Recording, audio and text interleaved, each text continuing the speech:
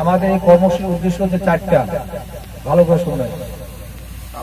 প্রথম উদ্দেশ্য হচ্ছে যে আমরা এখানে হচ্ছে যন্ত্রের মাধ্যমে করব। কি করব? দুইটাই কাজ করব।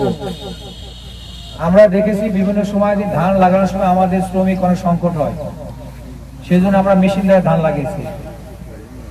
আচ্ছা, তার মধ্যে এখানে হাত তুলেন তো যারা এখানে জমি আছে, এই প্রকল্পে আছে 100 জন কৃষক, কয়জন এখানে আছে? হাত তুলেন, কারা কারা আছে? আচ্ছা, ঠিক আছে। তাহলে আপনারা কি যন্ত্রের মধ্যে ধান লাগানো দেখেছিলেন? দেখছেন না? সে চারাটা কোথায় করা হয়েছিল, কিভাবে? এখানে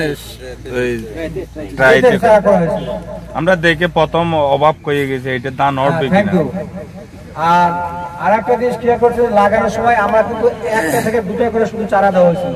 জি, আমরা এটা নিয়ে। আপনারা কি কেউ গুনেছেন একটা গোছায় কয়টা করে ইয়া হয়েছে, ধান হয়েছে? এটা আমরা লুই দিয়ে এর সাইডে বেশি হয়েছে। না না, বর্তমানে মোট 30টা। আমি একই প্রোগ্রাম মহেশখালীতে ইয়েতে ছিল, ফেকুয়া তারে 27, 28টা ওনার কথা ঠিক আছে, মানে 20টার উপরে, ঠিক আছে, আর 30টা নিচে হয়েছে। যত গোছাতে ফিলার হবে, খুশি হবে, তত তার ফলনটা বেশি হবে। যাই হোক, সেটি আমরা এখন করতে পারছি, তাহলে আমাদের প্রথম উদ্দেশ্য হয়েছে।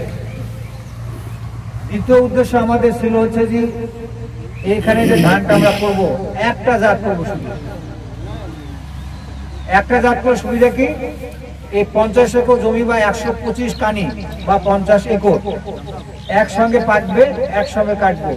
যদি কোনো রোগ বালাই হয়, কোনো কিছু হয়, তাহলে আমার একসঙ্গে সবকিছু হবে। একটা উদ্দেশ্য। সেই হিসেবে আপনাদের দেওয়া ছিল ব্রি ধান 100। আপনারা জানেন কিনা এই ধানের হচ্ছে 4টা সুবিধা আছে, যে জাতটা করা হচ্ছে আমি একটা করে বলছি। এই ধানটা হচ্ছে পুষ্টি সমৃদ্ধ। কি পুষ্টি? জিঙ্ক। আর জিঙ্কের কাজ কি আপনারা জানেন? শুনলে আশ্চর্য হবেন। একটা মানুষ যে খাটো হয় না, এই লম্বা করার দায়িত্ব হচ্ছে জিঙ্ক। যদি আপনি নিয়মিত জিঙ্ক সমৃদ্ধ খাবার খান, তা আপনি লম্বা হবেন। তাহলে কত ফিট লম্বা হবেন? প্রতি মানে শুরু থেকে খাচ্ছেন, তাহলে কি 8-10 ফিট হয়ে যাবেন না? বা আপনার নাম কি? মুরুকাদের মতো আপনার 6 ফিট, তারও বেশি মনে হয়। সেটা না, আমরা চাই মা বাবা যদি বড় হয়, সন্তানও বড় হবে, তাই না?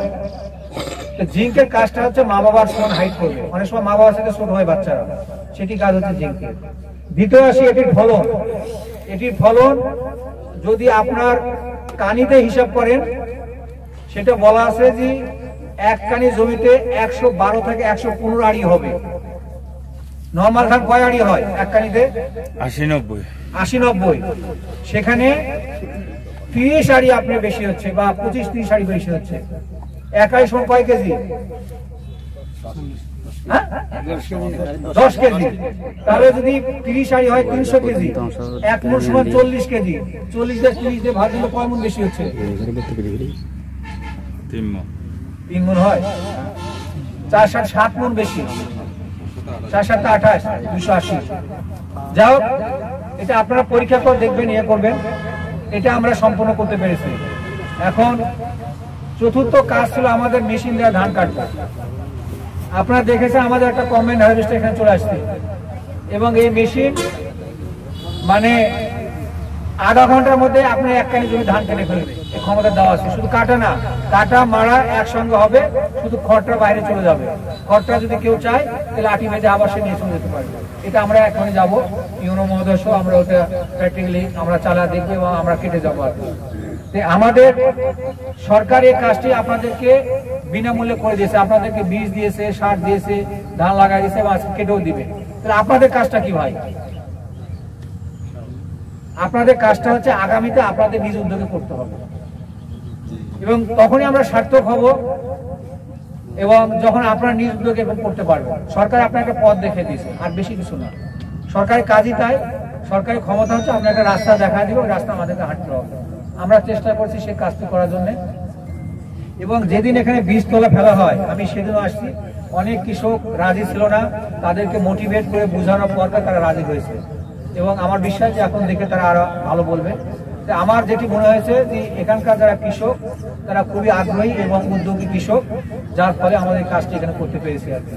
এবং তারা অনেক সাহায্য করেছে, যে কোনো বিষয়ে সাহায্য করেছে। এবং আমরা এত কিছু দেওয়ার পর আমার এখন মনে আছে, আমি একদিন আসছিলাম মাঝামাঝি সময়ে, ধান বেরোবে এই সময়, আমাকে বললো স্যার একটু ওষুধ দেওয়া যায় না, একটু ব্যবস্থা করে দিলে ভালো হতো। তাই বললাম ভাই যদি ওষুধ লাগে তাহলে ওষুধ দেওয়া হবে, আর যদি ওষুধ প্রয়োজন না হয় তাহলে ওষুধ দেওয়া আমরা দিব না। কারণ আমার ধান যদি এমনি হয় তাহলে আমার কেন পয়সা খরচ করার দরকার আছে। তারপর আমি মাঠে নেমে আমি দেখেছিলাম কোনো অসুখ ছিল না। তারপরে আমি বলছি যে যদি প্রয়োজন হয় কৃষি অফিসে আমাদের সে সুযোগটি করে দিবে। যাই হোক, এখন আর আমি বেশি কথা বলবো না, যেহেতু আমাদের ওয়েদারটাও একটু ডিসফেভার মনে হচ্ছে।